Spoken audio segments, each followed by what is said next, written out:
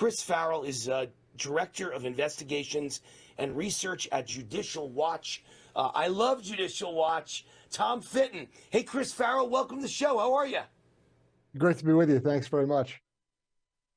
Please say hi to Tom for me. He handled my case when the Obama administration sicked the IRS on me and tried to destroy me. And Tom Fitton handled my case and was just fantastic for me. Tell Tom I said hello, please. Tom and I have been partners here for the last 24 years. Oh, I love it. I love it. I never met you before, Chris. So evidently you were part of my battling the Obama IRS as well. So I appreciate everything you did, Chris. I was. In addition to Tom. There we go. Well, I never knew that. Now I know. And I know it on live TV even better. So listen, now that we know that, Democrats don't take responsibility for anything they do. They love to be victims and play victims and blame others. And we know that Hunter Biden sues everybody for looking at his own laptop and the crimes he committed and the immorality. I guess, he's going to come after Judicial Watch, too. Every time we talk about a crime of Democrats, we get sued. So get ready, Chris. Get ready. Let me tell you something. There's a great thing about civil litigation, and that is that discovery works both ways. So when they sue you for something and they want to see records and they want to find out what's been going on and who's been doing what, you get to spin around and get discovery on them.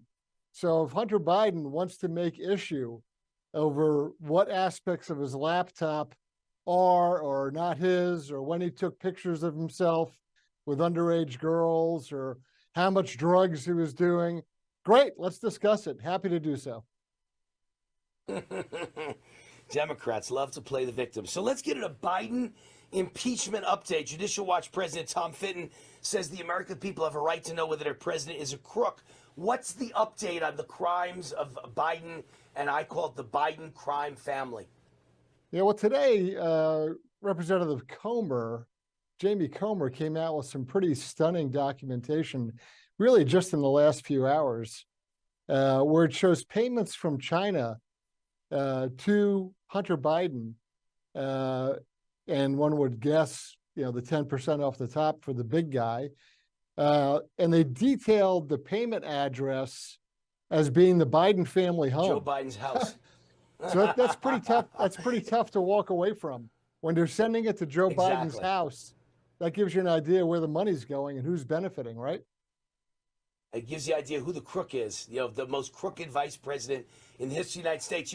I'm a historian, Chris, and I talk all the time about the Civil War and Ulysses S. Grant, who ended up becoming president of the United States.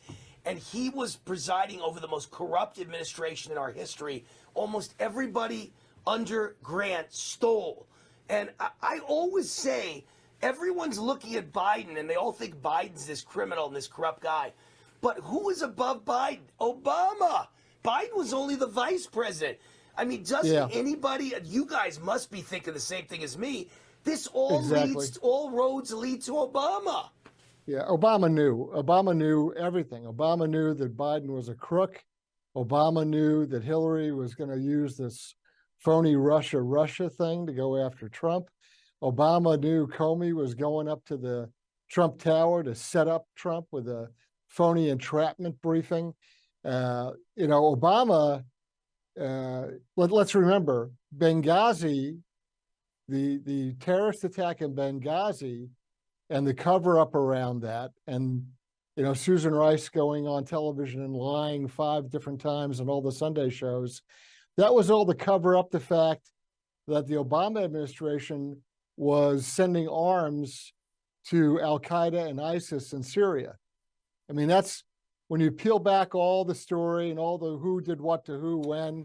Right. What was really going on is the CIA base in Benghazi was repackaging arms and shipping them on freighters to Turkey's southernmost seaport and then trucking it into Syria to fight Assad. And so Obama was arming Al-Qaeda and ISIS militant Islamists who were fighting in Syria, and they were frantic to not have that come out right before the 2012 election. The election against Mitt Romney, right? Correct. Right, and by the way, don't forget, it's part of what they were doing. They were arming the Mexican drug cartel That scandal was called Fast and Furious. They gave Correct. high-grade weapons to the Mexican drug cartel. The Attorney General did, Eric Holder. He was held in contempt of Congress. And unlike Trump administration officials, he wasn't arrested, indicted, and convicted of it. He was just, they said you're in contempt of Congress. They never did anything about it. He was never punished. But in this administration, that's really a damn they'll shame. put you in jail for this stuff. If you're going to hold the guy in contempt of Congress, why not go all the way and impeach him, right? If he's contemptible, why not impeach him? So once again, you know, Republicans, they never miss an opportunity to clutch defeat from the jaws of victory. But, when it comes to the border and the cartels, you got to remember that nothing, absolutely nothing crosses that southern border without the cartels getting a piece of the action. They're getting a percentage. They're getting a head count on whatever crosses. So whether it's people, drugs, money, weapons, whatever goes across that border, children, the cartel benefits. Child and sex, pedophilia. Everything. And who is actively subsidizing that? Joe Biden. Democrat Party. Right. Correct. They're getting a cut of it. I'm telling you, I've said this from day one. I'm a smart businessman. I grew up in a mafia Italian neighborhood. I understand the way things work. And I'm telling you that the Mexican drug cartel owns the Democrat Party. Nobody else would want the border to be open. They must all be getting rich. There must be bank accounts offshore that are filling with billions of dollars in payoffs and finder's fees, commission from the Mexican drug cartel to Democrat politicians. This has to be happening. Nothing else would explain why they want the border open to destroy the United States. So because it goes to the question, you throw the border open. Now you got about 8 million people that have crossed, right? Who benefits? That's what you have to ask. Who is benefiting from this? Well, somebody's getting a drug cartel. Democrats. Somebody's getting a piece of the action. They're getting it's money. They're getting a percentage for every head, every person that crosses. Yep. The fentanyl that's going across the border. There's so much money involved. Somebody's benefiting directly in the Biden administration. You get to pick who or how many of the in the administration. Right. The whole Biden crime family, Kamala Harris, the border czar who refuses to go to the border and looks the other way. She's getting giant payoffs, guarantee you. Mayorkas is getting payoffs. The list goes on and on and on. They're all dirty. They're all corrupt. It's just filthy. It's really filthy. They're destroying the United States and bringing disease. People used to think the Clintons were bad, right? Because the Clintons monetized the White House. They turned it into a cash machine with Chinese generals walking around the White House with shopping bags full of cash, literally. People thought the Clintons were bad. The Clintons look like chumps compared to the Bidens. Right. And maybe when Hillary ran for president and Obama ran against her, she tried to paint Obama as a bad guy. Maybe now we understand why. Hillary's good compared to this guy, Obama, and Biden. Biden was Obama's stooge who stood by him the whole time for 8 years and got a piece of the action. Stay with us, Chris, for another segment. Is that good? Hang in there. Sure. We're going to an ad break. Good, because I want to talk about Pfizer and some of the records you've dug up regarding the Pfizer vaccine. So stay with us. Chris Farrell of Judicial Watch, Director of Investigations and Research with Tom Fitton. What a great organization Judicial Watch is. Go to judicialwatch.org, and check out all their fantastic work and investigations. All right, Chris Farrell's with us, Judicial Watch, Director of Investigations and Research, and partners with Tom Fitton for 25 years or so. Very impressive, fighting the liberals. Chris, tell us about Pfizer's records. You guys love Freedom of Information Act requests, and you find out such important information from FOIAs. What have you found out about Pfizer and the COVID vaccine? We could do a 6-hour documentary. So I think the important thing to take away from that is that even with this new booster that they've come up with, when we go back, we use the Freedom of Information Act, the Open Records Law, to get government records about what the government is or isn't doing for you. So when it came to the vaccine and COVID generally, we FOIA'd the FDA, CDC, all the alphabet soup of health agencies to get the facts, to get reports, documentation, emails, stuff that shows that it actually started in the Wuhan lab in China. The fact that some of the vaccines, in one case, there was a booster that was approved after a test on 23 people. That's it. 23 people, they checked them out, gave them a shot.